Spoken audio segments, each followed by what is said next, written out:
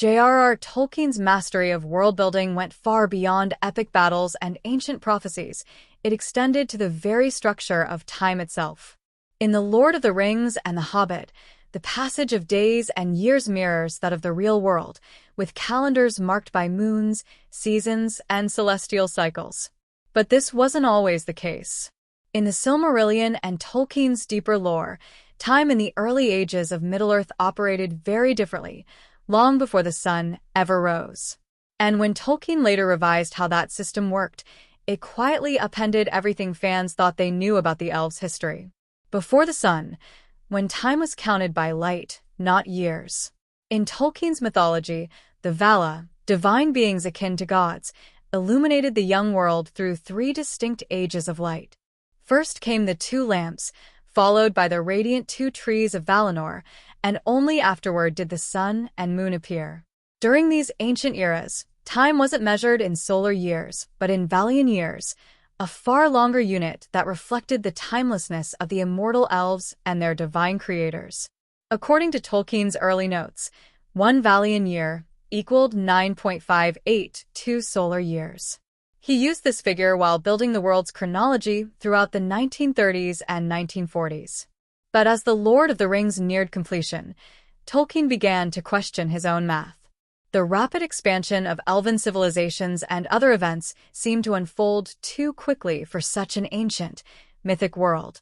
His solution was to dramatically extend the length of a Valian year to 144 solar years, a symbolic number tied to the 144 elves who first awakened in Middle-earth. Though this recalculation never directly appeared in The Lord of the Rings, it slipped into the lore indirectly. Elves referred to a yen, a period of 144 solar years, as their natural measure of time. What seemed like a small world-building tweak would have enormous consequences for the ages and stories of Middle-earth's most legendary figures. The Age of the Elves, multiplied by thousands.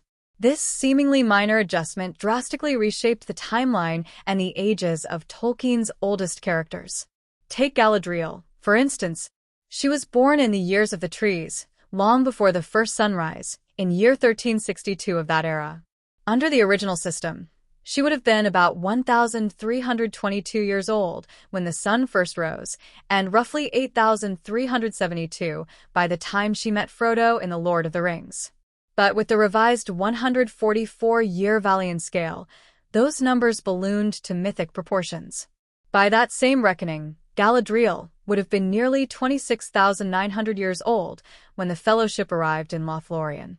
And she wasn't even the oldest elf alive at the time. This change also widened age gaps between major figures. Elrond, born much later in the First Age under the years of the sun, would remain relatively young. In Tolkien's original math, Galadriel was a couple of millennia his senior, but under the revised calculation, she would be over 20,000 years older. Suddenly, even the timeless grace and melancholy of the elves took on a new level of depth. When a retcon becomes a rewrite, Tolkien's later writings frequently overrode his earlier ones, but in this case, his own adjustments created a paradox. Fans and scholars have generally chosen to treat a Valian year as 9.582 solar years, not 144, because the longer version would wreak havoc on the established timeline.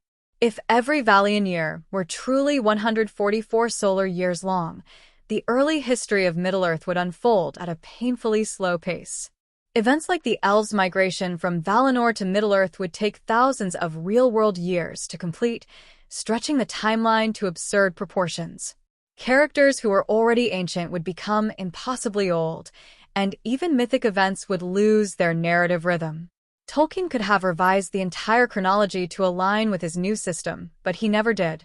The official timeline remained structured around the shorter Valian year, leaving the longer version as an intriguing what-if in his private notes. The perfectionist's paradox. Tolkien's meticulous nature was both his gift and his burden.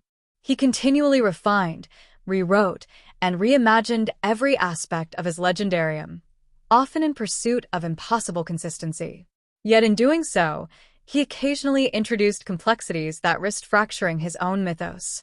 The question of Valian years might seem minor compared to the epic themes of war, loss, and immortality that define the Lord of the Rings, but it highlights how deeply Tolkien thought about his universe. Even a small change to the measure of time could ripple across millennia, reshaping entire epochs and characters. Ultimately, the shorter Valyrian year remains the accepted standard, not because it's the most precise, but because it preserves the rhythm and emotional truth of Tolkien's storytelling. Still, this curious retcon offers a fascinating glimpse into the mind of an author who never stopped building his world, even when that world was already perfect in the eyes of his readers.